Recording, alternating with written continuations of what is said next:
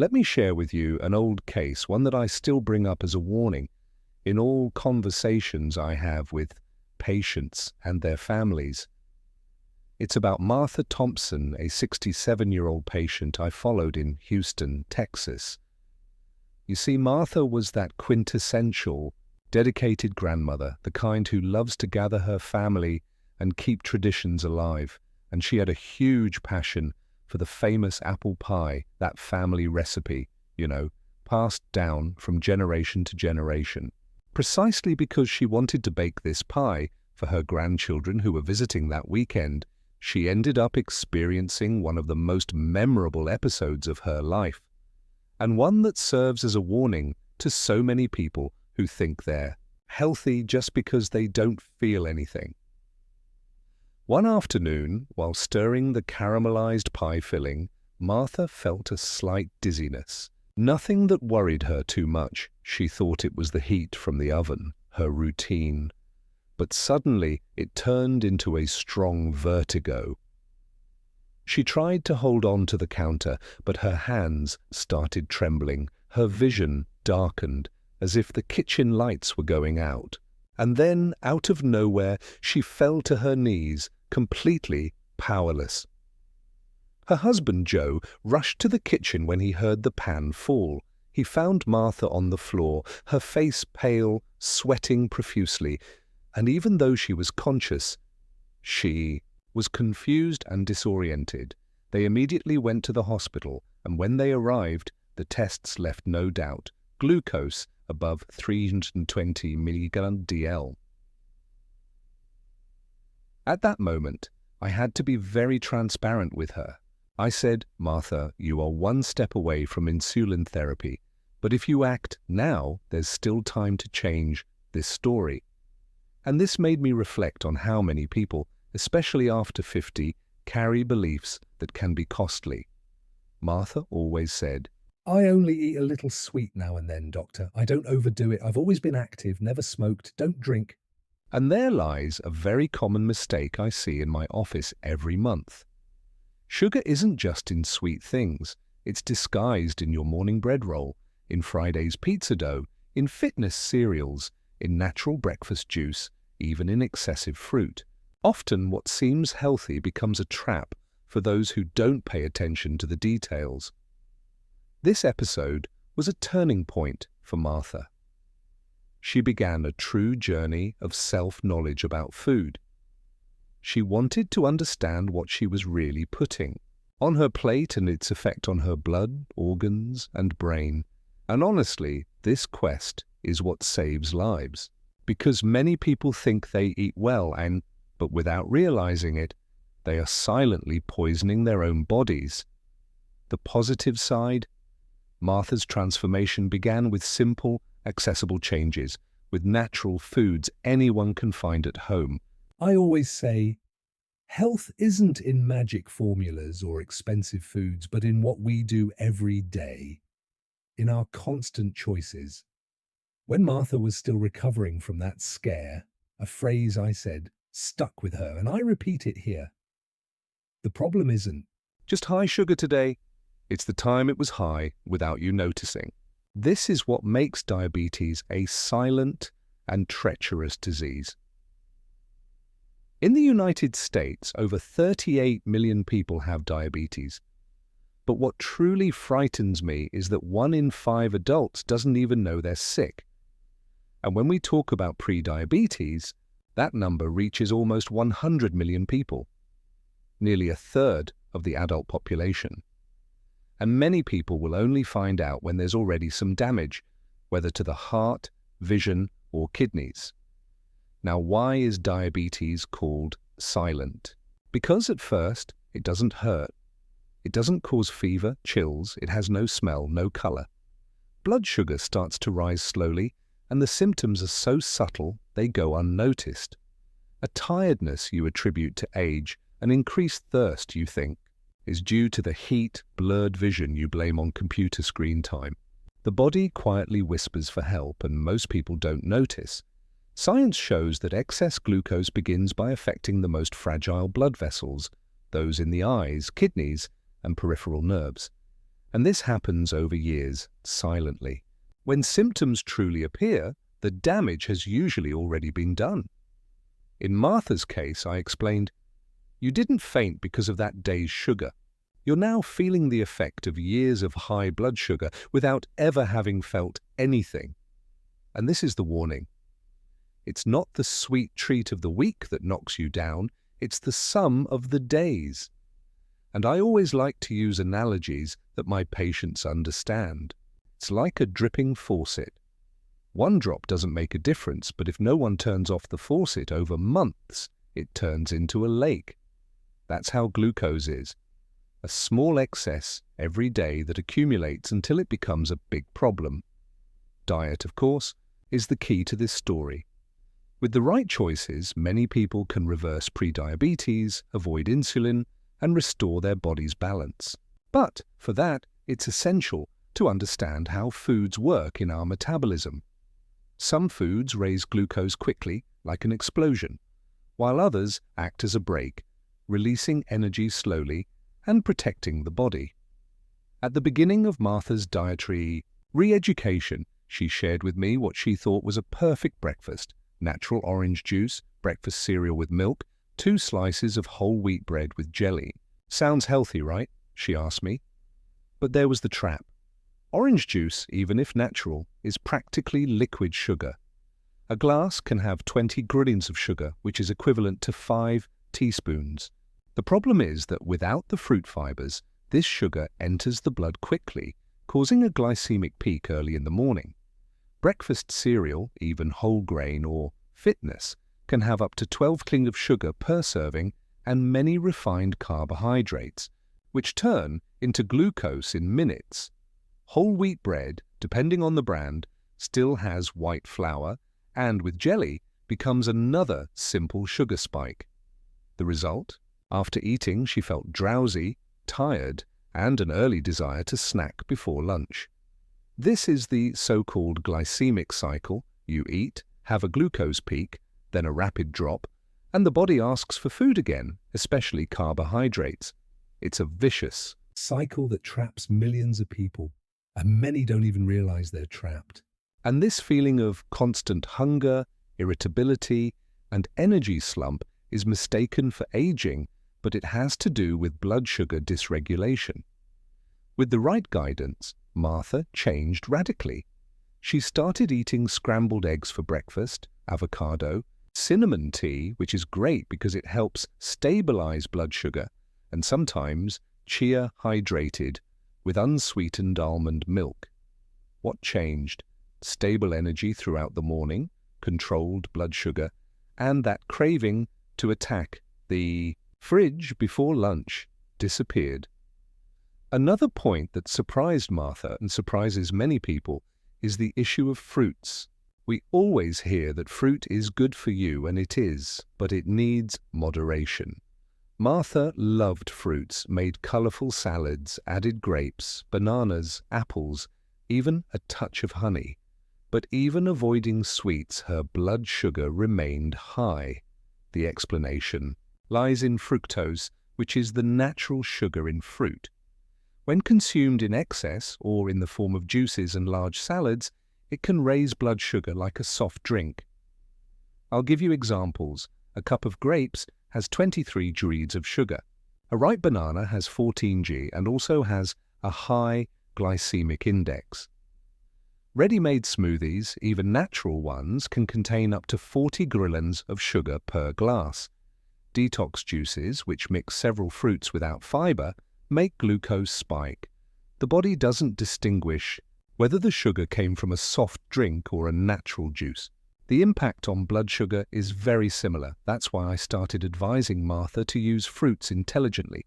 Half an apple with the skin, berries like strawberries and blueberries, small portions, always with fiber or protein to reduce the glycemic peak. Another dangerous habit, eating fruit alone on an empty stomach. It seems harmless, but for those with insulin resistance or pre-diabetes, this can trigger more glucose spikes. One thing that few people value is the role of the pancreas. Martha always heard about cholesterol, triglycerides, high blood pressure. But she had never worried about her pancreas. She thought it was just for digestion. But this small organ is responsible for producing insulin, which is like a doorman opening the cell door for sugar to enter and become energy. When you consume too much sugar or carbohydrates over the years, the pancreas works over time, producing more insulin to try and keep up. Over time, the body's cells stop responding to insulin, which is what we call insulin resistance. And then a vicious cycle begins. The body asks for more insulin, the pancreas becomes exhausted until it reaches type 2 diabetes or even pancreatic failure. It's a process that happens silently in millions of people over 50, and most think everything is under control until they receive a diagnosis or experience a scare like Martha's. With Martha, it was important to show that it's possible to relieve the pancreas, reduce insulin resistance, and even reverse prediabetes, simply with changes in diet and lifestyle. One of the biggest traps nowadays is foods with 0 sugar on the label. Martha was excited to find one of these cookies, thinking everything was resolved, but at the next appointment, her blood sugar was still high, and then I explained, not everything that says 0 sugar is safe. Often they replace sugar with artificial sweeteners or rapidly absorbed carbohydrates, such as maltodextrin, modified starch, polyols like sorbitol, maltitol. All of these can increase glucose even without appearing as sugar on the label. It's like swapping a uniformed thief for a disguised one. The danger is there, it just changed clothes. In addition, some sweeteners alter the intestinal flora, can increase sugar cravings, and in older adults can cause gastrointestinal discomfort. The secret, then, is to observe not only what the label says, but how the body responds. I always advise the patient to do the test. Eat a food, measure blood sugar an hour later, and see the real effect. Martha realized by doing this that some 0 sugar foods caused worse spikes than traditional ones. She learned to prioritize minimally processed foods, low glycemic fruits, nuts and seeds like walnuts and almonds without additives. If she needed a sweetener, pure stevia or erythritol in small quantities. Another curious point worth sharing was apple cider vinegar. Martha saw in a video by a naturalist doctor that taking a tablespoon of organic apple cider vinegar diluted in half a glass of water before meals helped control sugar. She decided to try it, took it for 3 days before lunch, and on the 4th day measured her blood sugar. It had dropped more than 30 points. She brought me the data, and I explained that there are indeed studies showing that apple cider vinegar can reduce post-meal glycemic spikes by up to 30%, especially in carbohydrate-rich meals. This doesn't mean it's a miraculous solution, but small actions, when added together, make a big difference in the lives of those struggling with excess blood sugar. In addition to diet, of course, we talk about the importance of physical activity. It doesn't have to be a gym or running. No, regular walks, stretching, climbing stairs, dancing with grandchildren, all of this helps the body use glucose better and incidentally brings well-being. And I can't fail to mention hydration. Water is fundamental because thinner blood helps the kidneys eliminate excess glucose, and it also improves the functioning of all organs. For Martha, the big transformation wasn't stopping eating everything, but learning to choose intelligently, to listen to her own body and respect its signals. She regained energy, disposition, her mood improved, her sleep became more stable, and above all, she regained control over her own health. I see this case as an example that it's never too late to change.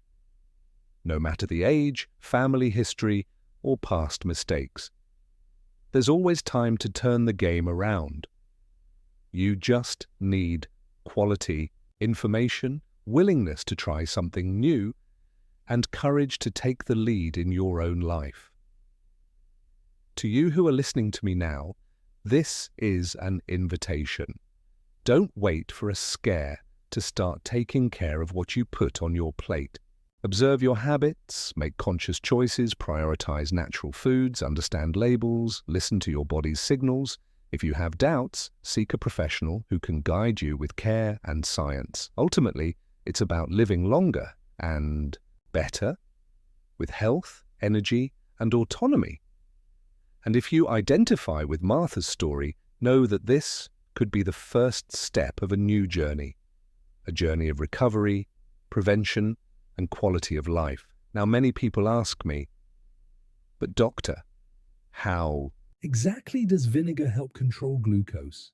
I explain, apple cider vinegar contains acetic acid, a substance capable of delaying gastric emptying and decreasing the rate at which sugar from food enters the bloodstream. Furthermore, there is evidence that it improves insulin sensitivity, meaning it makes the body respond better to the hormone that removes sugar from the blood. It's as if vinegar puts a natural brake on carbohydrate absorption, you know? Of course, it's not a miraculous cure, but it's an extra resource, a powerful support when used intelligently within a healthy eating context. I always guide my patients on how to use it correctly. First, only use organic, unfiltered apple cider. Vinegar, the kind with that cloudier appearance, the so-called mother of vinegar. Never take it pure. This is important. Always dilute it in water to avoid stomach irritation and protect tooth enamel. Ideally, consume it 15 to 20 minutes before your main meal of the day. Now, if you have active gastritis, ulcers, severe reflux, it's best to avoid it or talk to your doctor first. This simple habit became one of the pillars of Martha's new routine. Another point that changed everything for Martha was her relationship with vegetables. Before, she'd push salad to the corner of her plate, saying she only ate greens when she was on a diet. But when she understood the role of fiber in protecting the pancreas, everything changed. I usually summarize it like this. Fiber is your pancreas's best friend. Vegetables rich in soluble fiber can slow down carbohydrate digestion, preventing glucose spikes, feed the good bacteria in the gut, which are fundamental for metabolic balance, and also promote satiety, preventing untimely hunger. Martha began including dark, leafy greens like spinach, kale, broccoli, asparagus, and cabbage in her main meals. These are low glycemic vegetables and, in addition, improve insulin response. The most incredible thing is that when you consume a generous salad before your main meal, the fiber creates a kind of barrier in the intestine, holding glucose and releasing it slowly like a well-controlled dam. She adopted the ritual of starting each meal with a raw salad, green leaves, extra virgin olive oil, and seeds. This changed everything. Less sleepiness after eating, stable blood sugar, and her bowels functioning better than ever. She herself would say, "I never imagined that eating greens would make me feel so alive." Another important chapter was the day Martha saw her granddaughter eating a small bowl of chia for breakfast. That gelatinous mixture, full of tiny seeds, seemed strange, but soon she became curious. I explained to her, chia seeds are a true secret of modern nutrition. 2 tablespoons a day can reduce glucose spikes after meals, improve insulin sensitivity, and even promote satiety for hours. The secret lies in the soluble fibers and mucilage, that gel that forms when we hydrate chia. This gel creates a barrier in the intestine, slowing down the absorption of sugars and fats. Besides, chia is a source of plant-based omega-3, which helps reduce inflammation, which is fundamental for glycemic control. I suggested Martha try chia in various ways, in unsweetened Greek yogurt, in chia pudding with almond milk, or even hydrated, with lemon and water as a refreshing drink. In 2 weeks, her morning blood sugar dropped 15 points, her bowels functioned better, and she felt less hungry throughout the day. The best part is that chia is an inexpensive food, easy to find and hardly has a strong taste, so it can be used in any routine. During a visit to a farmer's market, Martha came across sauerkraut, that fermented cabbage sold in glass jars with a strong smell. The vendor said it helps digestion and cleanses the blood. She bought it out of curiosity, a bit skeptical, but the following week she noticed that her post-meal glucose was lower. I explained, "The secret lies in truly fermented foods such as sauerkraut, kefir, kombucha, and Natural pickles. they are rich in live probiotics which feed the good gut bacteria. A healthy gut is key to glycemic control. Research shows that a balanced microbiota improves insulin sensitivity, reduces inflammation, and even helps prevent the accumulation of visceral fat, which worsens diabetes." But, attention, not all fermented foods are the same. The ideal is unpasteurized sauerkraut, the kind from the refrigerator, made only with cabbage and salt, natural kefir, unsweetened yogurt without artificial sweeteners. Martha started consuming 2 tablespoons of sauerkraut or half a glass of kefir before lunch, and her body responded: less bloating, better digestion, more stable blood sugar. It was as if, finally, her gut was working with her pancreas, not against it. The next food that revolutionized Martha's routine was beans. She had always associated beans with heavy or poor people's food, saying they weighed down the stomach. However, beans, along with lentils, chickpeas, and peas, are extremely rich in soluble fiber, plant protein, and resistant starch, which feed good bacteria and don't cause glucose spikes.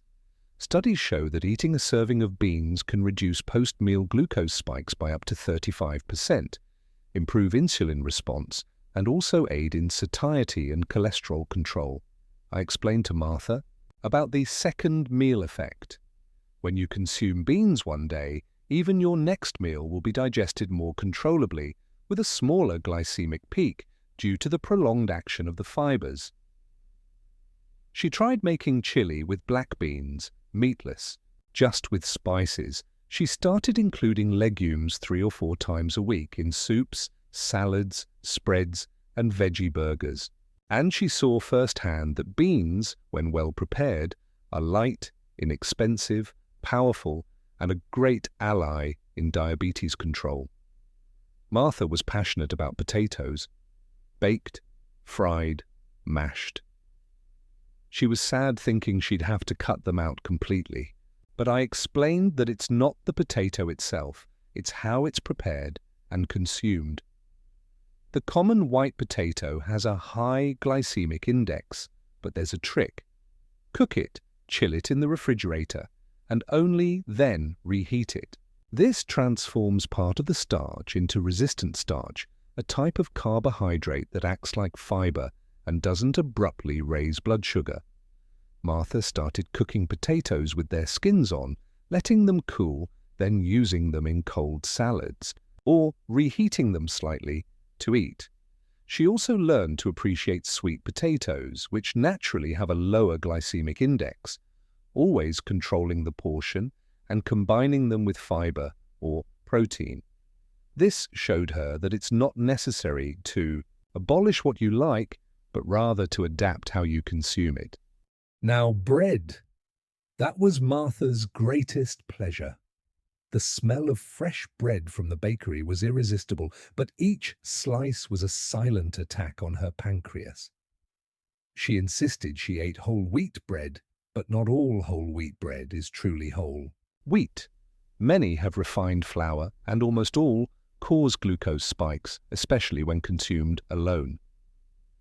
I taught Martha prefer naturally fermented breads made with 100% whole grains, without refined flour, with chia or flax seeds.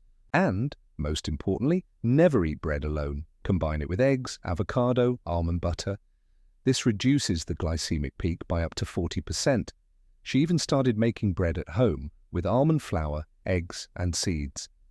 And she realized that the secret isn't giving up what you love, but rather transforming the way you consume it. And of course, all of this only makes sense if the person understands the concept of the glycemic index. Martha only truly grasped it when she saw a simple graph showing how different foods affect blood sugar. This understanding became the key to her health, and it can be the key for anyone who wants to avoid diabetes. I remember clearly when I had to explain to Martha in a very direct way what the glycemic index is. I told her right there at the consultation table, Martha, glycemic index, or GI, is basically the measure of how quickly a food turns into sugar in your blood. And to make it easier, I always used simple analogies. The faster a food turns into glucose, the greater the impact on your blood sugar, and consequently, the greater the effort your pancreas has to make to deal with that spike.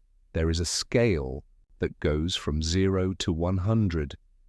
When a food has a low GI up to 55, it releases sugar slowly without a shock.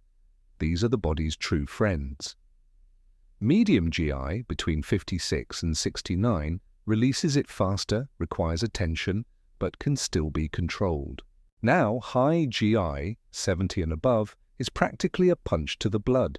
In a few minutes, glucose spikes, and the pancreas has to scramble to catch up.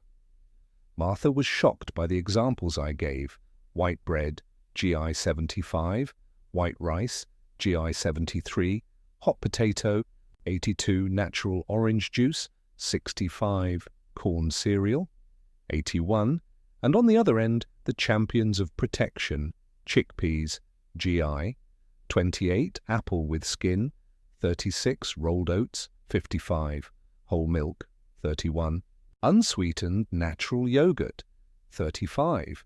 It was there that she understood that it's not just the type of food, but also the preparation method, and especially how we combine each thing on the plate. I showed her some tricks. Whenever possible, combine carbohydrates with fiber and protein. Avoid very hot and ultra-processed foods. Replace high GI foods with natural, low-impact alternatives. She quickly realized she didn't need to cut out everything. She just needed to understand how each food behaves in her own body, and it was liberating. Now I make my choices out of freedom, not fear, she told me in one of her appointments. One Sunday, Martha confessed, "Doctor, I craved chocolate." But I was in doubt. Can I have it? And I explained, yes, you can. Chocolate, as long as it's the right kind, can even bring benefits. Dark chocolate, with at least 70% cocoa, is rich in flavonoids, antioxidant, and anti-inflammatory compounds that help reduce insulin resistance and even lower blood pressure. Serious studies, including from Harvard, show that moderate consumption of this type of chocolate reduces blood pressure, improves vascular function, and even protects the heart. The problem lies in milk chocolate, full of sugar and bad fat. I advised Martha to look for chocolates with 70% cocoa or more without artificial sweeteners, and preferably with erythritol or stevia, and always in small portions, 1 or 2 squares, preferably after a fiber and protein-rich meal, to avoid a spike. I even taught her some recipes: avocado mousse with pure cocoa powder, and cinnamon hot chocolate with plant-based milk and vanilla. Most importantly, she stopped feeling guilty about eating chocolate. Today I eat with awareness and pleasure, not fear, she says, smiling. Speaking of seasoning, Martha also discovered the power of cinnamon and fenugreek. Before, cinnamon only appeared in Christmas sweetbread, but after reading about its effects, it became a daily ingredient. Ceylon cinnamon, the true one, is very rich in compounds that mimic insulin and increase glucose absorption by cells. Just half a teaspoon a day can reduce fasting blood sugar by up to 10%, improve cholesterol, and even inflammatory markers, according to research from the American Diabetes Association. She started putting cinnamon in her coffee, on fruits, even in roasted meats. Fenugreek was an even bigger surprise. This Indian seed is rich in 4-hydroxysoleucine, which stimulates the pancreas to produce insulin and improves glucose tolerance. There was a study with pre-diabetic adults. 10 grams of fenugreek seeds per day soaked in water greatly reduced the risk of becoming diabetic. Martha does this.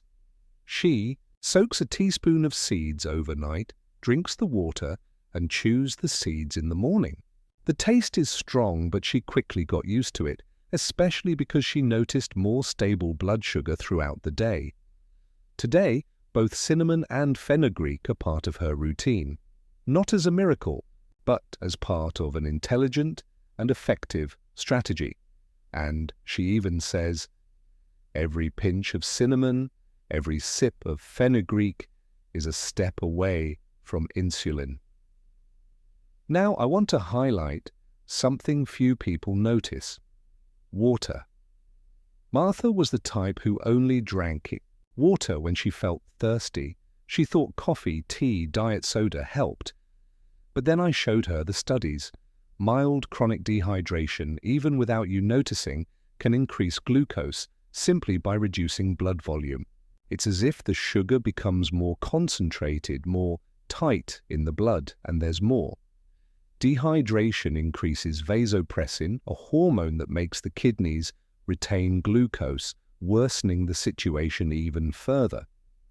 There was a study with over 3,000 adults in the US. Those who drank less than a liter of water a day had a significantly higher risk of developing type 2 diabetes. Martha was shocked. Coffee, tea, juice do not replace pure water. So we created a ritual: a glass upon waking, another 30 minutes before each meal, small sips throughout the day, always totaling at least 1.5 to 2 liters. And she saw it for herself. On days of good hydration, her morning blood sugar dropped up to 15 points compared to days when she drank little water. She also started including water-rich foods: cucumber, watermelon, zucchini, celery. And she always paid extra attention on hot days or after light exercise. Today, she says, I no longer wait to feel thirsty. I drink to prevent. And it's not just Martha who learned from personal experience. I remember another patient, David Mitchell, a former metal worker from Chicago, who had been losing weight, feeling very thirsty and waking up to go to the bathroom at night. His blood test didn't lie: fasting blood glucose at 178 mg/dL. In other words, one step away from insulin. He asked me for a month to try to change through food, and I agreed, but without a radical diet or expensive supplements. He changed his lunch. He cut out white bread, French fries, diet soda, pizza, and ready-made meals. He started eating lean protein, raw salad, steamed vegetables, a small portion of legumes or chilled sweet potato, no bread, and no dessert. He ate more slowly with mindful attention. 4 weeks later, his fasting blood glucose was 118 mg/dL, and his A1C dropped from 7.1 to 6.3. It's not magic, it's pure physiology. He himself says that the right plate saved his autonomy. And Martha? She had another scare after a classic Friday: a hamburger, fries, and diet soda to end the week. She thought that by not eating dessert, everything was fine. But at 3 a.m. she woke up sweating cold, heart pounding, incredibly thirsty. She stumbled to the bathroom, grabbed the glucometer, 248 mg/dL. She hadn't eaten sweets for dinner, just a whole wheat bread sandwich with turkey breast and tea. In the office, I went straight to the point. This type of dinner is an attack on the liver. The liver stores sugar and releases it when needed. But if you overload it with bad fat, additives, simple carbohydrates, it loses control and starts dumping glucose into the blood indiscriminately. And look what's in a dinner like that: white bread, French fries, diet soda, industrialized sauces, full of high fructose corn syrup, which is the worst sugar for the liver. That's why I say, whoever wants to protect their liver and control glucose needs to reevaluate this type of meal. You don't have to cut it out forever, but if you do consume it, it should be an exception and never accompanied only by simple carbohydrates. One thing I always make a point of explaining to my patients, and Martha was one of them, is the danger of excess fructose in modern diets. Fructose, unlike glucose, goes directly to the liver, where it is converted into fat. And that's where the problem begins. This process leads to hepatic steatosis, the famous non-alcoholic fatty liver disease. Can you believe this condition already affects almost a third of adults in the United States? It's terrifying, and then invariably comes that reaction. But doctor, I don't even drink alcohol. And the phrase I usually say is always the same, and it changed Martha's perspective. Today, sugar is more dangerous than alcohol for your liver. After Martha understood this, she radically changed her evenings. Instead of heavy dinners, she started choosing light broths with vegetables and legumes, omelettes with mushrooms and green leaves, baked fish with pumpkin and olive oil, and instead of soda, she started drinking water with lemon or a warm chamomile tea. The result was not long in coming. Her sleep improved, her nighttime blood sugar dropped, and her liver, that silent and resilient organ, began to show signs of regeneration. Now, Let me tell you something. one of the biggest difficulties my patients face is assembling a healthy plate without getting lost in lists of can and cannot. Martha was tired of this too. She wanted clarity. She wanted the freedom to put together a plate without fear, without elaborate calculations. That's where a simple lesson from her nutritionist comes in, which I pass on to everyone. Fiber, protein, good fats, and colors. Just these 4 words change everything. Science is clear. The combination of foods directly impacts the speed at which sugar is absorbed by the body. For example, eating plain white rice causes a glycemic spike. But when you add vegetables, fiber, lean protein, and olive oil, the impact of the same rice on the blood decreases drastically. This is the power of functional combinations. At lunch, I advise starting with a raw salad of dark, leafy greens, olive oil and apple cider vinegar, then lean protein like grilled chicken breast or lentils, a lower-impact carbohydrate like quinoa or chilled sweet potato, and an unsweetened hibiscus tea to finish. For dinner, it can be a vegetable soup with beans, roasted chickpea toast with turmeric, or natural Greek yogurt with cinnamon and chia. The assembly is strategic. Always start with fiber, salad or vegetables, then protein, and finally a small portion of carbohydrates. This pattern, called strategic food sequencing, reduces post-meal glycemic spikes by up to 40%. And it doesn't stop there. This balance increases satiety, reduces cravings, and regulates insulin release. Today, Martha doesn't diet.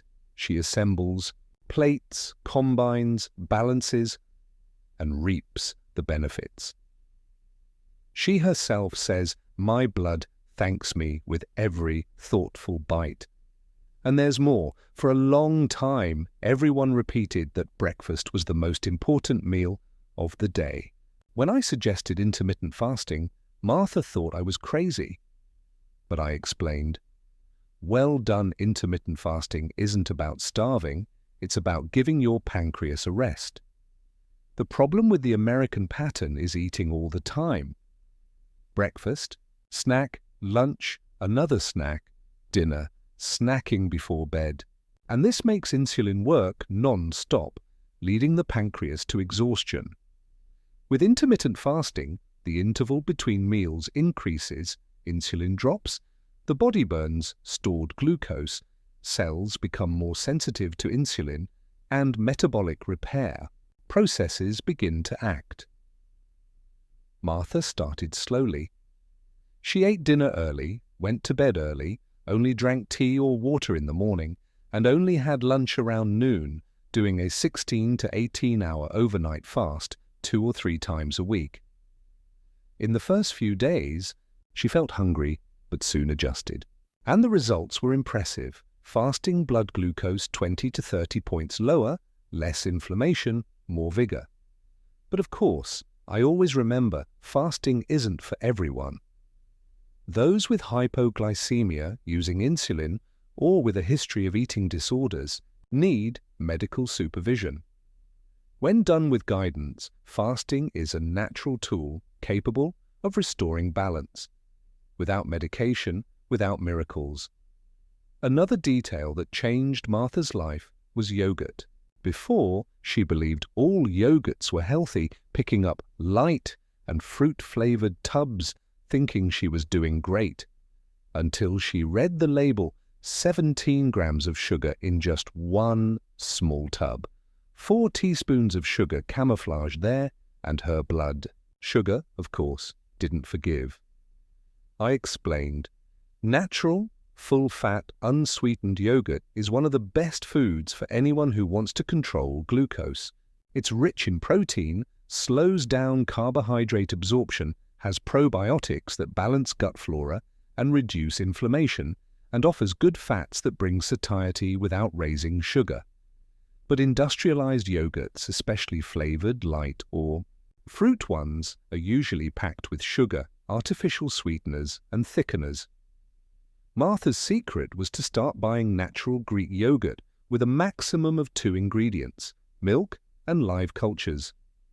Unflavored with real fat, the fat-free ones tend to increase the glycemic index, and she customized it at home, adding cinnamon, fresh berries, chia or flax seeds, and sometimes vanilla or lemon. The effect? Fewer glycemic spikes, more satiety, better bowel function, and less craving for sweets throughout the day. Today, she says, I learned that the right yogurt feeds my gut and protects my blood. But the wrong one, it sabotages everything smiling. Now, let me tell you about a scare she had one night. It was almost 3 in the morning when she woke up sweating cold, heart pounding, incredibly thirsty. She stumbled to the bathroom, grabbed her glucometer, 248 mg/dl. She hadn't eaten sweets for dinner, just a whole wheat bread sandwich with turkey breast and tea.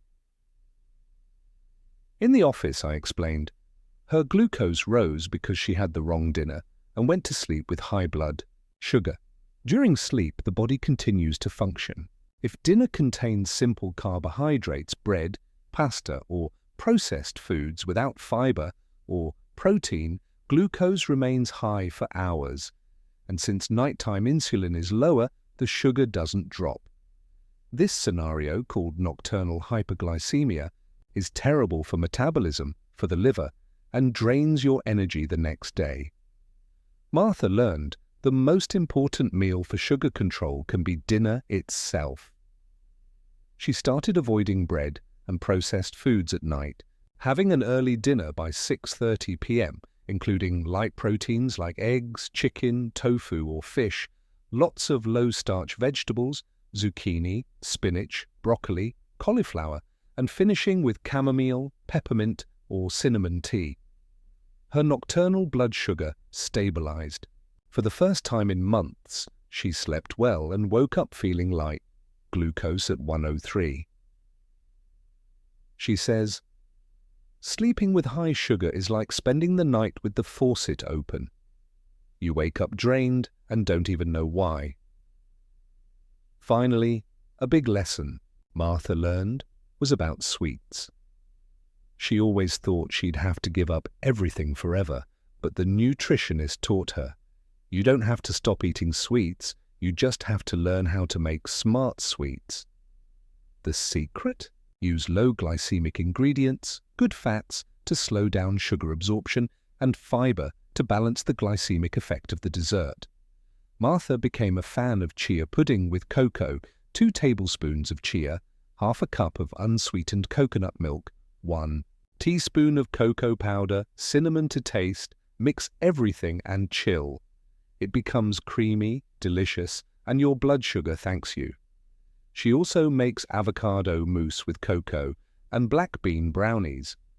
This way, she discovered that it's possible to enjoy meals, keep glucose under control, and, most importantly, not feel punished by food. After all, health is not a punishment. It's a daily, conscious, and flavorful construction. I always tell my patients, you don't have to give up pleasure to take care of your health. For example, in the final phase of Martha's transformation, I showed her some recipes that, besides being delicious, respect the body and blood sugar. Chia pudding with cocoa is a classic. Just mix 2 tablespoons of chia, unsweetened coconut milk, cocoa powder, stevia, or erythritol to taste at night and refrigerate. In the morning, it's creamy, nutritious, balanced, and also brings satiety. Another favorite of Martha's is avocado mousse with cocoa. 1 ripe avocado, 2 tablespoons of cocoa powder, half a teaspoon of vanilla, a pinch of salt, and natural sweetener. Blend everything until it becomes a smooth cream. Rich in fiber, antioxidants, and good fats. And it also satisfies sweet cravings. And there's the coconut and almond truffle. Unsweetened shredded coconut, almond flour, coconut oil, erythritol, all molded and refrigerated.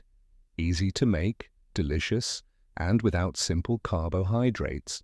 The most interesting thing is that by adopting these recipes, Martha felt less desire for sweets, because when the body is truly nourished, it stops asking for immediate rewards. She learned that she can eat these delights without guilt and without fear of the next test. She always tells me, I discovered I can have pleasure and health on the same plate. Sweets don't have to be poison, but the real change also happens outside the kitchen, when shopping. At first, Martha still got confused at the supermarket. Is this product safe? This rice, this yogurt, this protein bar? That's when I taught her the old spoon test. It's simple. Every package lists the total sugars per serving. Divide that number by 4 because each teaspoon has 4 grams of sugar. Visualize an industrialized juice with 22 grams of sugar is more than 5 spoons. A fit bar with 12 grams is 3 spoons. A flavored yogurt with 18 grams, 4.5 spoons.